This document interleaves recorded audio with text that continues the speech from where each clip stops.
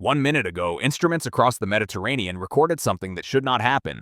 A volcano erupting in Sicily. Then, unrest on islands hundreds of kilometers away. Then movement beneath volcanoes long thought to be dormant. Is this coincidence, or is Europe's volcanic arc behaving like a single system? What connects these volcanoes deep beneath the crust, and why are scientists unable to say what comes next? At 11:24 a.m. local time on June 2, 2025, Mount Etna's southeast crater exploded with a force not seen in more than a decade. According to Italy's National Institute of Geophysics and Volcanology, the eruption sent a pyroclastic flow racing into the Valle del Bove, while an ash column punched 6 kilometers into Sicilian airspace. Lava fountains surged hundreds of meters high. Within minutes, aviation alerts were raised to red. But this was only the beginning. Within 18 hours, monitoring stations across the Mediterranean began lighting up. Stromboli, known for centuries as the lighthouse of the Mediterranean, suddenly shifted behavior. Its steady background explosions intensified, ejecting incandescent material far more frequently than normal. Temperatures inside the crater rose beyond safe thresholds. In Greece, seismometers beneath Nisseros Island detected swarms of shallow earthquakes, the first significant unrest there in more than 20 years. These were not deep tectonic quakes. They were shallow, clustered, and persistent. Something had changed in the deep crust beneath the region. For more than a century, volcanologists treated each Mediterranean volcano as an isolated system.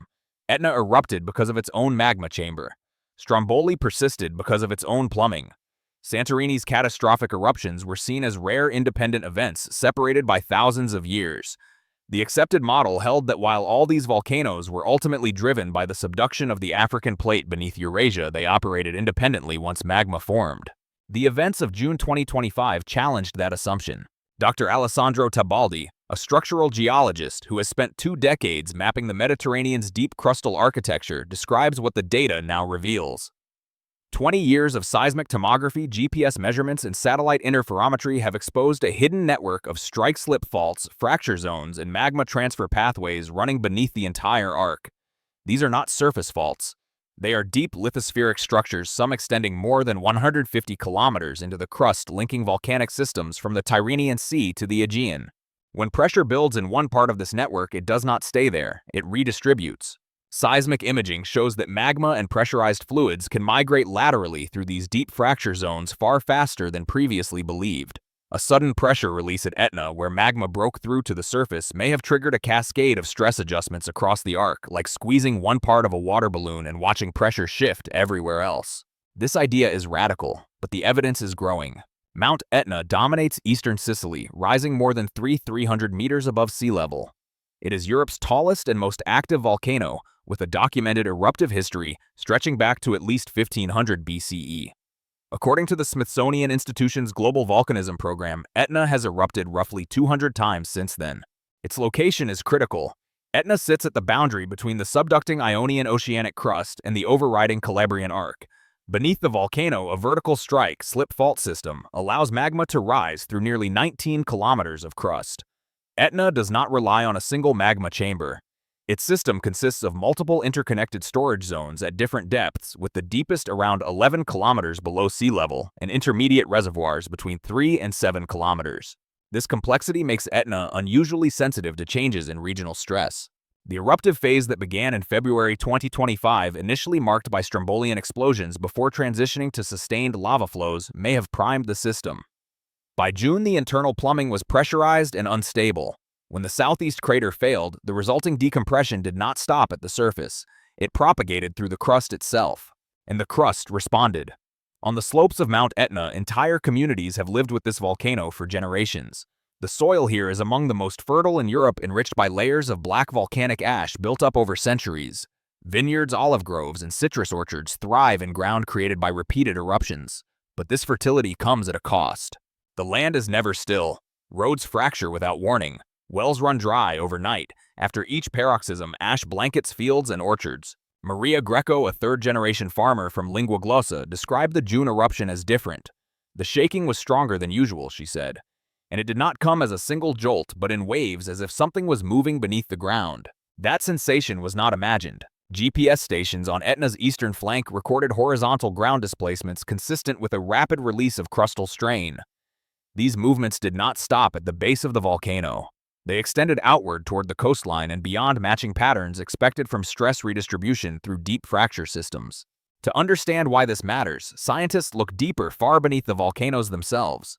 The Mediterranean volcanic arc exists because of subduction. The dense African oceanic plate is diving beneath the lighter Eurasian continental crust. This subduction zone stretches from the Calabrian Arc in southern Italy through the Aeolian Islands and into the Hellenic Arc of Greece. As the sinking slab descends to depths of 120 to 150 kilometers, it releases water and other volatiles. These fluids lower the melting point of the overlying mantle, generating magma that rises and erupts. This process has been active for millions of years, building the arc piece by piece. As the African slab rolled back, it stretched the crust behind it, opening the Tyrrhenian Sea between Italy and Sardinia. Similar processes shaped the Aegean Sea, where retreat of the Hellenic slab formed the South Aegean volcanic arc. These back arc regions are fractured, extended, and mechanically weak. But subduction alone cannot explain what happened in June 2025. Seismic imaging now reveals a web of strike-slip faults and transfer zones cutting through this stretched crust. These structures formed as slabs retreated at different rates and tore apart. They create deep pathways that allow stress and pressurized fluids to move laterally across vast distances. When one volcano erupts, it does not simply empty a local magma reservoir.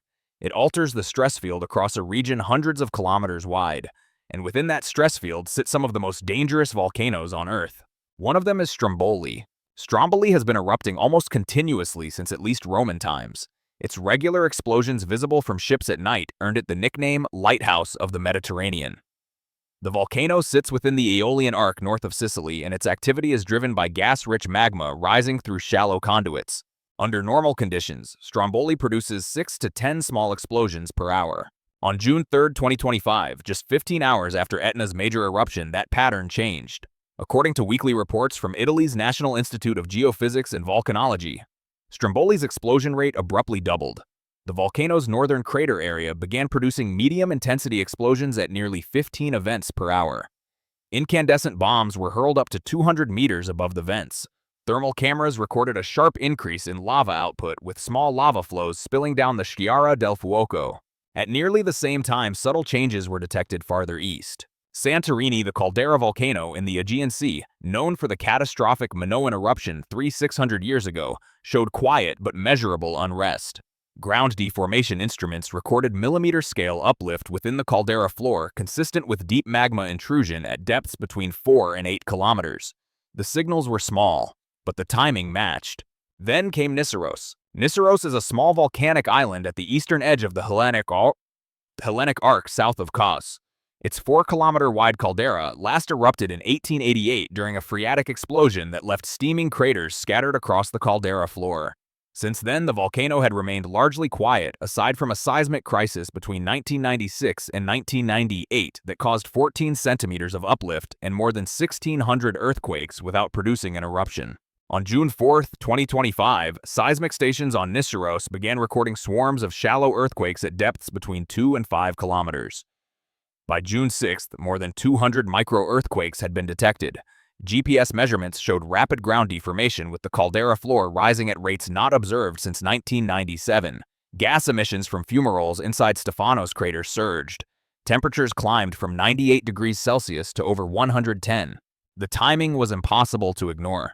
Seismic tomography, which uses earthquake waves to build three-dimensional images of the Earth's interior, has revealed a hidden architecture beneath the Mediterranean. Deep crustal fracture networks and strike-slip faults trend northeast to southwest, linking volcanic systems across the arc. These faults rarely transport magma directly. Instead, they transmit stress and pressurized fluids. When Etna erupted, it did more than drain a local magma system. It released pressure stored within the regional stress field. That pressure migrated along deep fractures, reaching Stromboli, then the Aegean, and finally the eastern Hellenic Arc.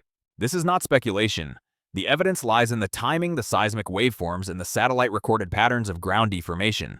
Dr. Francesca Funiciello, a geophysicist specializing in volcanic modeling, has tested this idea using computer simulations built from 20 years of seismic data, GPS measurements, and volcanic gas records. Her models show that the Mediterranean arc behaves as a coupled system.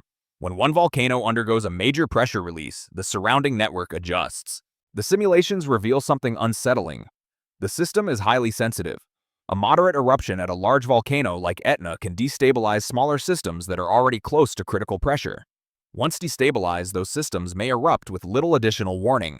The cascade is not instantaneous. It unfolds over days to weeks. It can be measured after the fact, but predicting it in real time remains beyond current capability. And then the situation escalated. On June 7th, ground deformation sensors west of Naples detected rapid uplift at Campi Flegrei, a supercaldera that last erupted in 1538. Beneath the town of Pozzuoli, uplift rates reached 2 centimeters per day, far above background levels. Seismic activity surged with hundreds of micro-earthquakes recorded within a single 24-hour period. Gas emissions from the Solfatara and Pisciarelli fumarole fields intensified with carbon dioxide output exceeding 5,000 tons per day.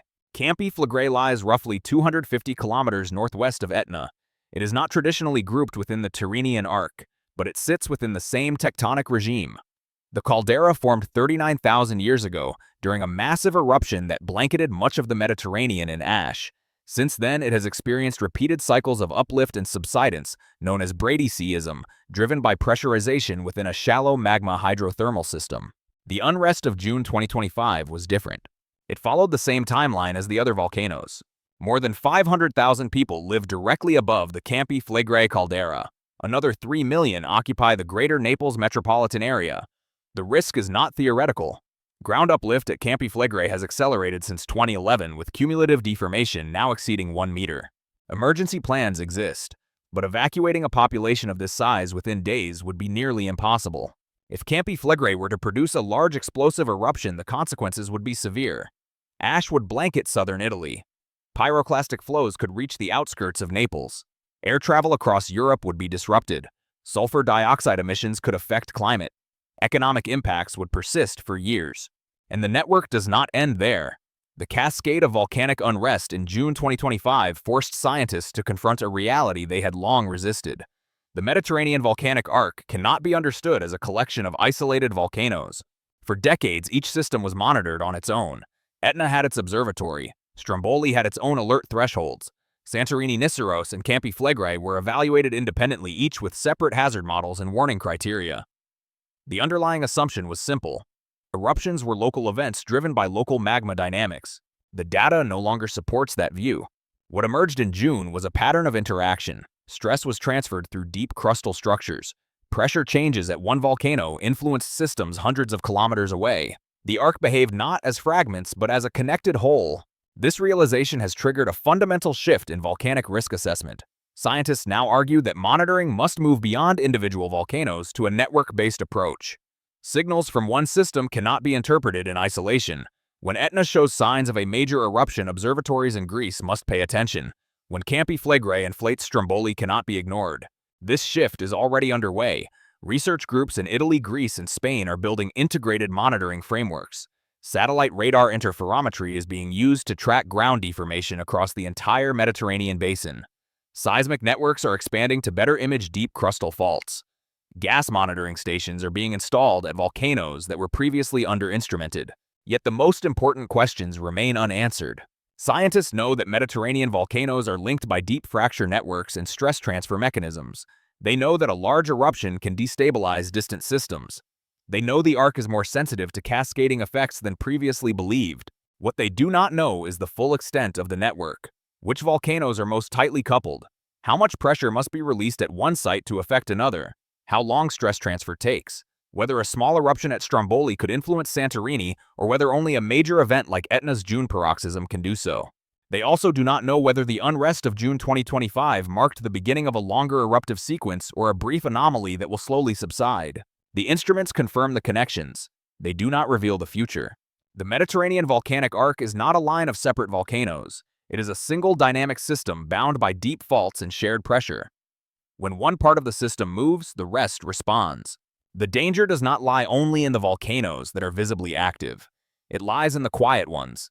The systems that have not erupted in decades, slowly accumulating pressure, waiting for the right trigger. And the question remains, what happens when the next trigger arrives?